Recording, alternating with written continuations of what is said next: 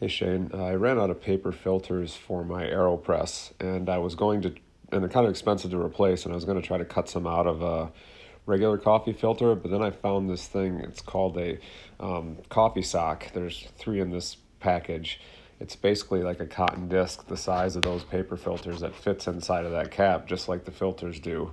It's a little bit tighter of a squeeze to get on there, but I've never had any coffee leak out of there as opposed to the paper filters. As you see, you just use it the same as normally use an AeroPress. Then you get out your composter, and for the coffee grounds, you kind of have to scrape the grounds off of this filter because it's reusable. And then once you do that, you're going to want to rinse that filter off in the sink. I know you're not supposed to put grounds down the sink, but it's a pretty small amount. And if you rinse it out good and let the water go, you should be okay. So you rinse it good, flip it over a few times, wring it out real good, get the water out, and then stick it on your drying rack, let it dry for a day or two until you use it next. The next thing you're going to want to do after you put this on your drying rack is to get the filter or get the grounds out of your AeroPress, put that in the composter as well. Just press the plunger out and it'll pop right out of there. Scrape off any residue on the top, and then again back to the sink.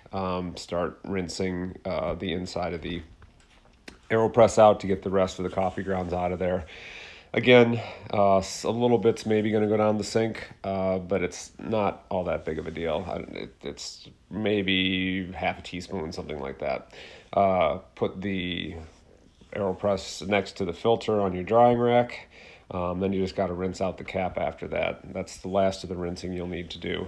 Like I said, you might be these coffee grounds. They don't want you putting them down the sink because they kind of dry and harden and clog up the lines. But you're only doing a half a teaspoon. It's not a big deal. And some people might say, "Oh, half a teaspoon.